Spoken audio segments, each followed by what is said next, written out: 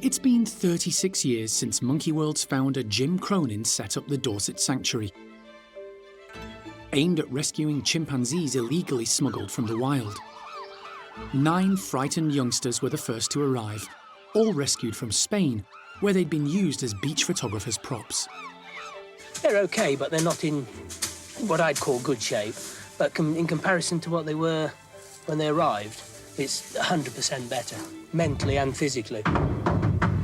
Well, in your case, perhaps not. 4 of the originals remain: Mickey, Buster, Cindy and Beth, who live in Bart's group and are well over 40 years old. There was a 5th, but age has now caught up with lovable, kind-hearted Sammy, one of the park's original Bachelor Boys, who's passed away. We know that Sammy was at least like 43 years old, maybe older, and you could see that he had slowed down. Having said that, he was always sort of a happy individual and always prepared for a little sort of game of chase back and forth, always loving his food. You know, his diet was sort of a lifelong ambition to keep him maybe a bit portly because he was so food-focused, but at least not being too fat. And, you know, one of the nicest individuals you'd ever know, though. I mean, he was just sweet as could be. Sammy and his contemporaries were victims of a cruel trade in chimps. Many had been ripped from the arms of their slaughtered mothers by hunters, then sold on and used as tourist attractions. The chimps suffered horrendous abuse, both physically and mentally. It just has such far-reaching, catastrophic effects on so many chimpanzees in the wild, and seemingly Jim was one of the only people that sort of embraced that concept and that crystal ball, if you will, that if this trade continued, it was a real problem for chimpanzee populations. And yet at the time, nobody in the zoological world really cared. So that's why Monkey World was founded. You know, we've encountered so much trauma, abuse, neglect on a scale that's unheard of in these guys, and we try and turn it around and make it right. And sometimes we're successful and sometimes we're not. In the 36 years since it opened, the park has rescued 79 chimpanzees, and Jim's vision has become a global operation. But affection for the original 9 chimps is ingrained deeply in every aspect of park life. From the outset, Sammy was a big, dopey-looking, kindly chimp loved by his companions, as well as staff and visitors alike.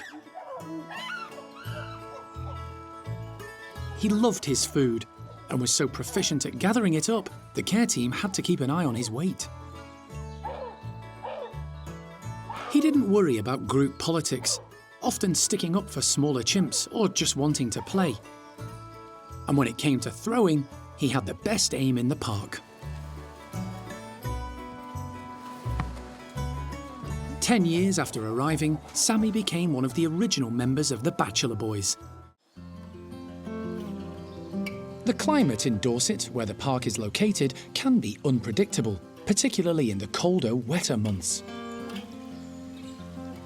It's a tough job persuading the primates to keep busy and active outdoors, especially when their houses are regulated to a cosy 20 degrees. Today, Hananya's troop are making the most of the plentiful, comfy bedding. If there's a spare blanket to hand, Patricia will normally find it. High-ranking Simon is happy hanging around, watching Shamak and Arthur getting rid of some pent-up energy and having fun. But most of the time indoors is spent grooming and strengthening bonds. The 18 chimps who make up the group have outside access at all times during the day. When there's a break in the weather, some are tempted outdoors. Leader Hananya isn't bothered by the rain. Being outside sometimes offers a bit of peace and quiet. As the alpha male, He likes to undertake regular patrols around the enclosure to make sure the territory is safe for his troop. And if there's a scuffle, it's his job to step in and sort it out. Chimps are intelligent and need plenty to keep them occupied and stimulated. Occasional fights are inevitable, and today Zeynep and Evelyn are having a squabble, with everyone else beginning to get involved.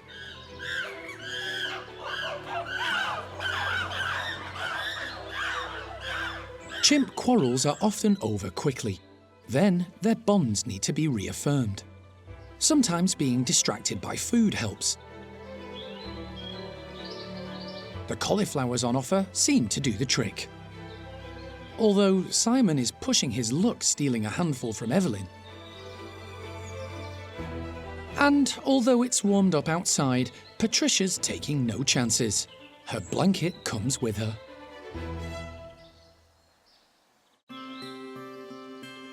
It's been almost 2 weeks since Kangu, one of 2 chimps who arrived from Argentina, braved the big outdoor enclosure that's home to Brian's troop of 6. Since then, he's made great progress, getting stronger and more confident. He's now living indoors with all his new housemates, apart from Rodders, who still hasn't come to terms with the new arrival. One of Kangu's biggest challenges has been getting to know Ash, a formidable female the primate care team kept back until he was confident and stable with the others.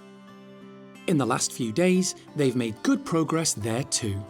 There was always some interest there from her, but much as she is a very big, powerful-looking lady, she is a bit of a wimp. She's not really in the habit of meeting new people, and, you know, she's not quite as bold as she pretends to be.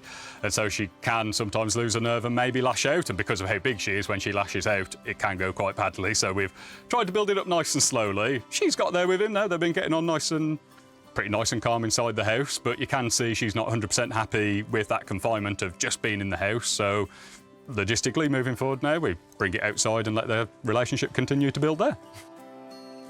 Sean is keen to keep things on an upward curve, and letting the group outside together is the next logical step.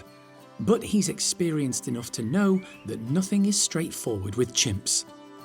They're an absolute bunch of lunatics, and they tend to go the opposite of the way you want them to go anyway, but I'm cautiously optimistic that they're going to be totally fine. We've set it up as best as we can, and, you know, it's down to them now. We just let them crack on, try and keep their lives as normal as possible, get back into that routine, out in the day, in at the night, and just hopefully they'll just settle it all amongst themselves. The group are keen to get outside. Get on then, everyone. Everyone be nice. Brian leads them out, with Ash close behind. Kangu is confident enough to join them, but keeps his distance before deciding to put on a little display in front of Lulu. No, I wouldn't start on Lulu.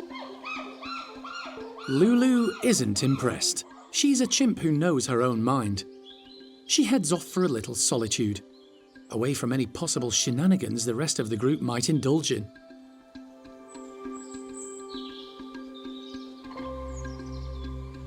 Kangu has struck up a strong friendship with Brian and follows him everywhere. But the newbie still isn't comfortable up on the high platforms and sticks to ground level for now. Kangu's arrival has heralded a big change in Brian. He still has a few agitated episodes.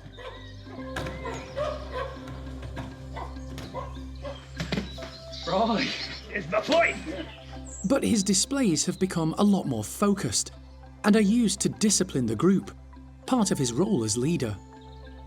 Even Ash has learned to give the big male a wide berth on occasions.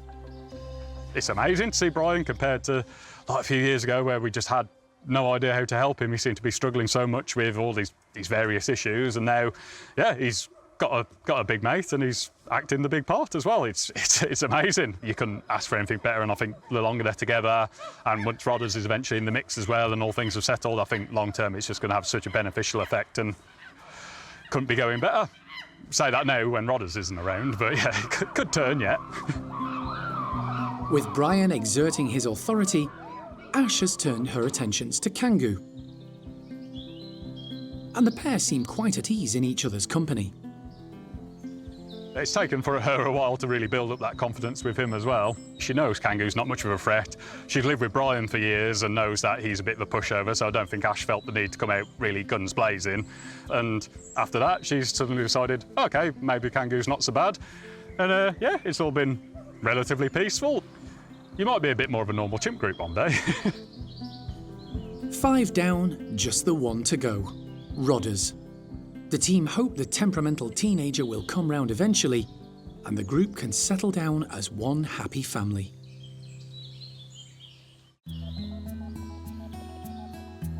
It's a quiet morning at the Bachelor Boys enclosure. This group of chimps were known for their rowdy, boisterous nature in the past, but life has changed in recent years. They're now all getting on, and have, over the past year, lost a few close friends. Chimps Jimmy, Gypsy and Sammy were integral to the makeup of the Bachelors, and their loss has had an impact on the troupe. The boys have also had to adapt to a new home, swapping with Bart's group next door.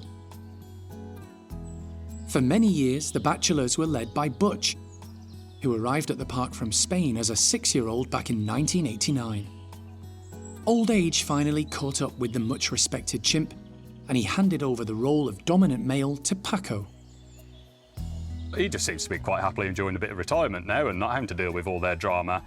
I do find he tends to hang out a lot more with Charlie and Kiko and Rocky. Generally, you find them kind of milling about together, and he just seems to... The nicer, more chilled out boy seems to be more his speed at the moment. And he does still have his moments with Jester and Buxom, like, you know, they will still sit and groom one another occasionally, but yeah, they are very definitely on Paco's side, which they keep trying to reassure Paco of that, but Paco is just really not terribly bright, and it just does not seem to be sinking in that just no one wants to take it from him. It's fine, you're in charge, no one else wants to have it. The group are waiting for their regular mid-morning meal.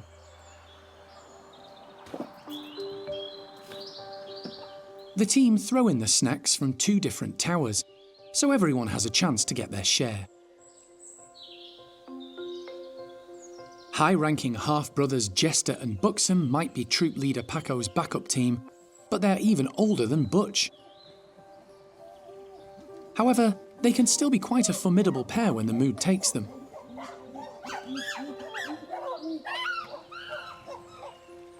Jester's recovered well following treatment for mouth cancer in 2020. But at 42, he's not as brash as he used to be.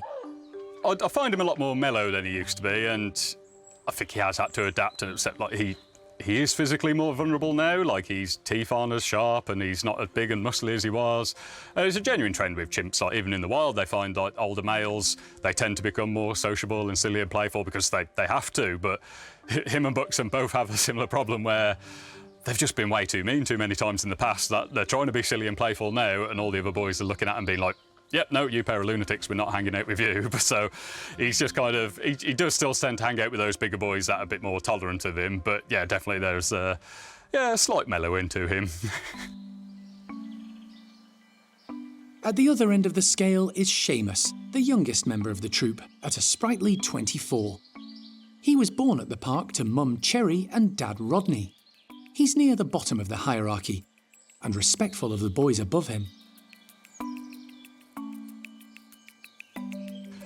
Social strategy is not really Seamus's thing, and he will go in there and hang out with the big boys, but then he constantly loses his nerve and does little baby squeals, and then that annoys them, so they end up having a pop at him. And he is developing a lot more of a relationship with Mojo. I do see them hanging out and playing a lot more, and just generally, like, even if they're not particularly interacting, you tend to see them sat quite close to each other. Mojo is a chimp who hasn't quite reached his full potential, but not for want of trying. Mojo's amazing. I mean, if the whole park was full of Mojos, it'd be an infinitely more peaceful place, I think. He's a very bright boy, but he's not particularly mean. He'd only really enforce himself if he felt he had to. Again, he's been desperate for years to be part of the Jester, Buxom, Butch, Paco crew, and it's not really worked out terribly well for him because they've just not really wanted it. Well, Jester and Buxom haven't wanted him, and that's been a problem, so they've definitely kept him on the outskirts of it all. And now Paco is a lot more accepting of him, and you do see those two boys hanging out a lot. You know, hopefully Paco one day might rally and be somewhat useful and help and protect him, but so far Mojo's kind of left out in the cold a bit still. It's a group with a real mix of characters, with strong alliances and close bonds. And, like all chimpanzee troops, they have their ups and downs. But age has had a calming effect on them all, and nothing beats a lazy day with old friends.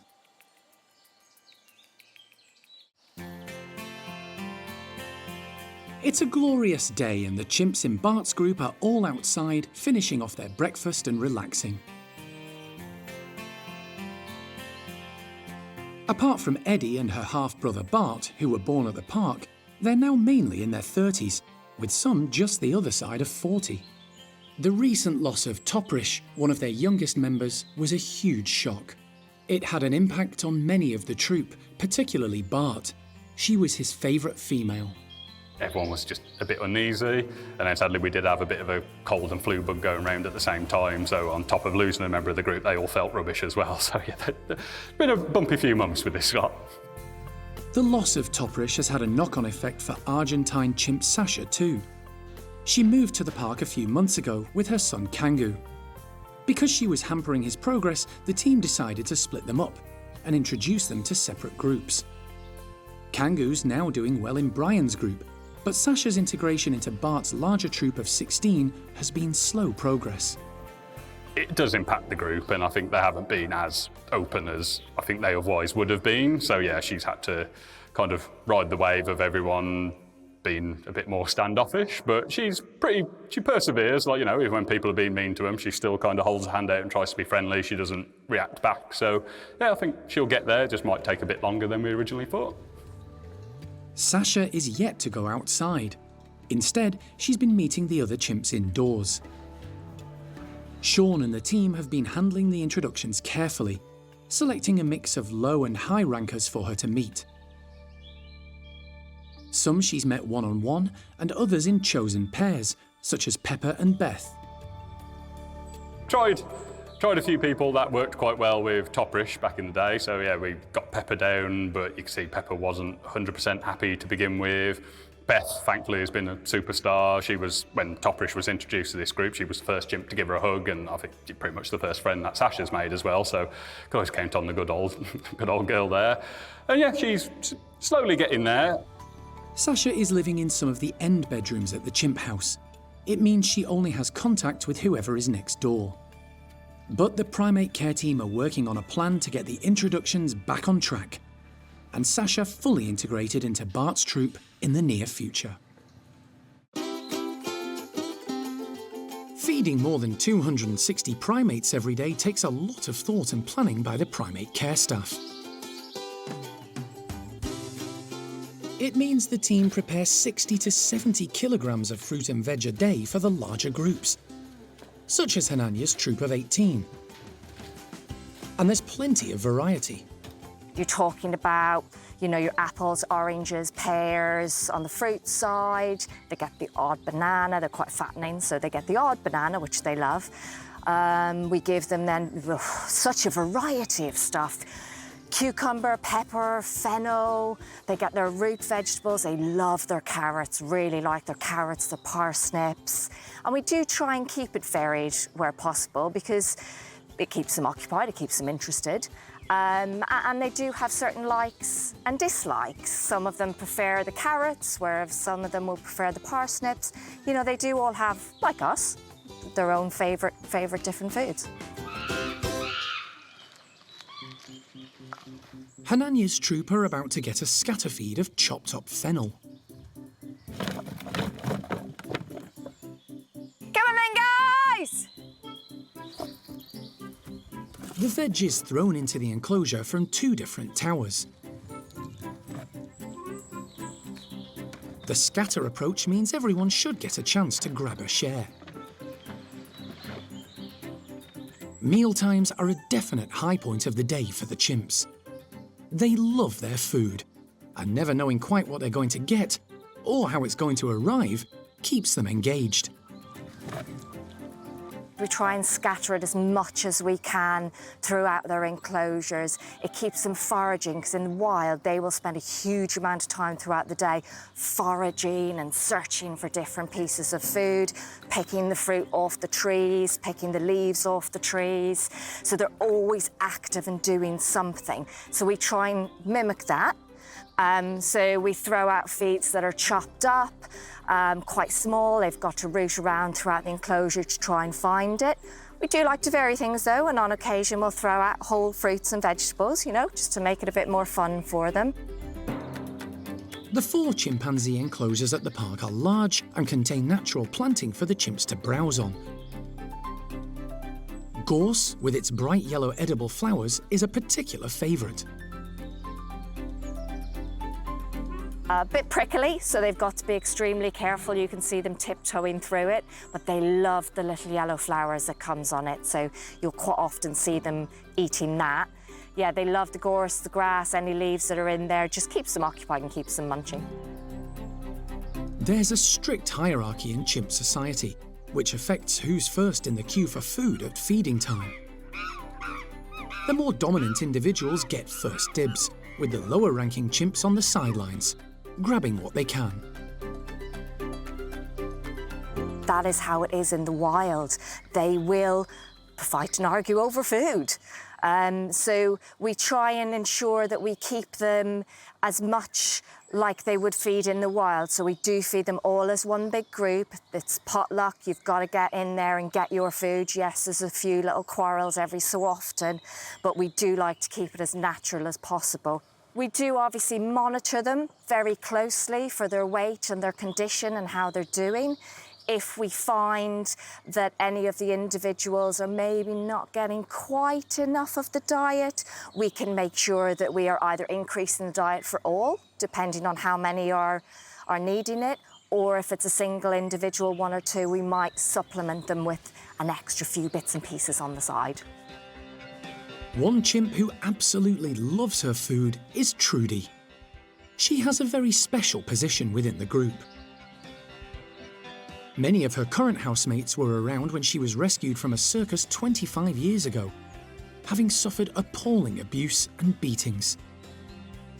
The likes of Hananya, Shamak, and later Cherry and Peggy protected and cared for her, and gradually her life turned around.